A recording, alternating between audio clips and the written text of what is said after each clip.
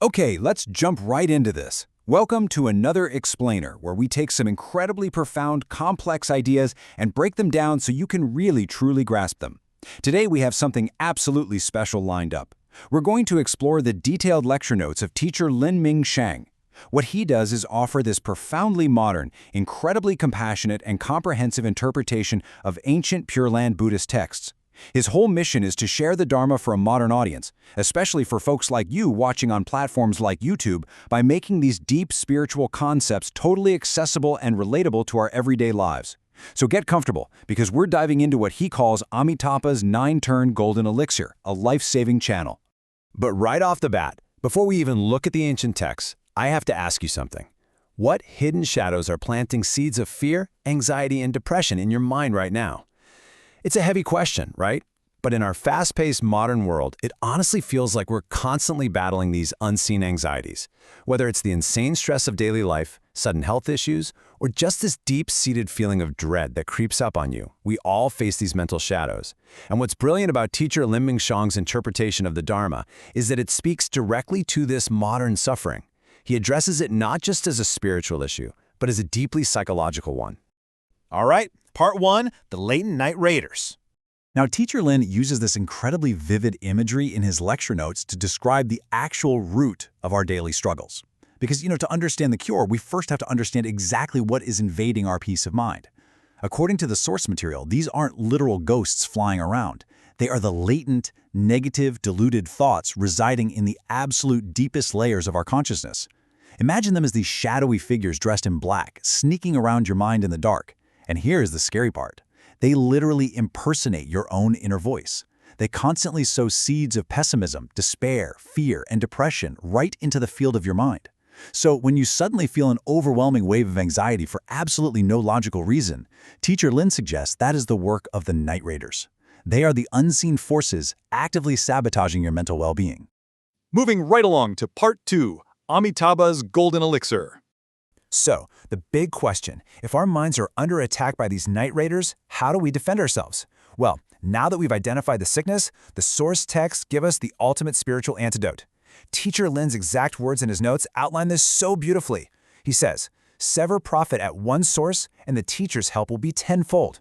Reflect 3 times day and night, and the teacher's help will be 10,000-fold."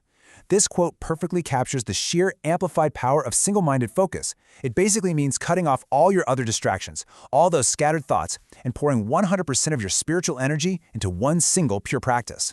And when you do that, the support and power you receive from the Buddha aren't just added to, they're multiplied exponentially. It's a massive multiplier effect.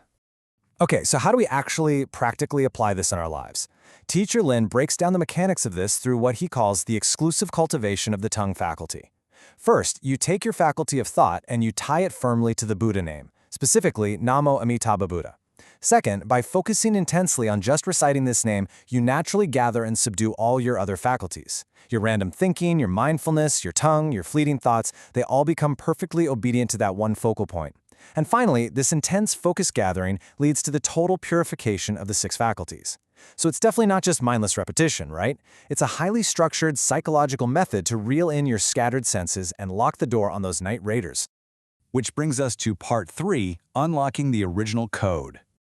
When you successfully gather your focus this way, something just extraordinary happens. Teacher Lin explains that this practice actually upgrades our mind's operating system, both on a scientific and a spiritual level. And I love this. He uses these amazing technological metaphors to make these ancient concepts really click for a modern YouTube audience. He describes the indestructible Vajra-like Buddha name, think of like an unbreakable diamond, as a calming, divine needle. When you recite the name, it plunges straight into your brain, instantly pinning down and totally paralyzing those night raiders of fear and depression. But that's not all. At the exact same time, it establishes a star-chain satellite navigation system right inside your mind. So even when you are totally lost in the dark, stormy ocean of suffering, this inner satellite GPS securely guides you straight to the silent light Pure Land. It's literally an ancient spiritual technology explained through the lens of modern tech. So cool! And this exclusive recitation leads to what is called a mind-washing samadhi. It's this incredibly deep state of meditative concentration, and it maps out perfectly to unlock your brain's original pure code. It works like this. The emptiness samadhi corresponds to the Buddha, unlocking the realization that your mind actually is the Buddha. Then, the signless samadhi corresponds to the Dharma, helping you understand the flow of mental discriminations. And lastly, the wishless samadhi corresponds to the Sangha, revealing the non-duality of the mind. So by simply reciting the name, you naturally reveal this inherent threefold gem, precept, samadhi, and wisdom, that was already hard-coded within your own brain. You don't have to go searching outside yourself at all. The code is already there, it's just waiting to be activated by the Buddha name. Let's look at Part 4, Oz Life-Saving Channel. To truly appreciate the power of this practice, Teacher Lin grounds this high-level spiritual technology in a really raw, emotional story of a man named Adi. This story perfectly captures the message of radical compassion found in the lecture notes. Back in his youth, Adi was utterly ruthless. He committed the absolute gravest possible evils. Lying, killing, stealing, all just to hoard wealth. Fast forward to his old age, and his karma finally catches up to him. He is gravely ill, lying in a dilapidated hut, suffering this agonizing pain that feels like his very bones are burning. He knows for a fact that he is destined for the Avicii hell, which is the absolute deepest, darkest level of karmic suffering. But then comes the encounter. A wandering monk known as a good knower hears his cries. And instead of judging this deeply sinful man, the monk gently tells him, "Listen, it's not too late," and urges him to simply recite Amitabha Buddha. In his absolute final moments, trembling and in excruciating pain, Adi manages to utter just those 4 syllables. 50 billion. According to the sutra cited in the text, that one single sincere utterance extinguished the karma of 50 billion eons, or kalpas, of birth and death.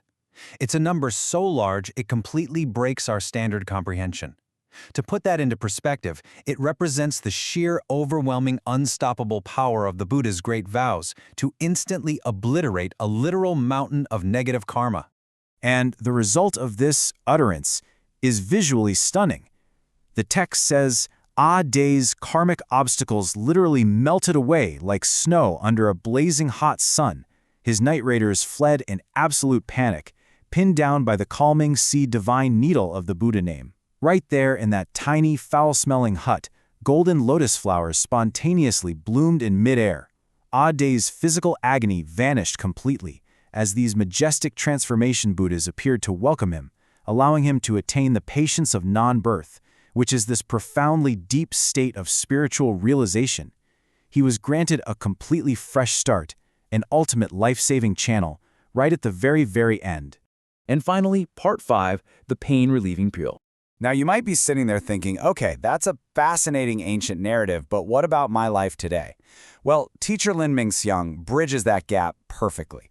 He reminds us that this Buddha name isn't just a life raft for the moment of death, it is the ultimate pain-relieving, immortal pill for right now.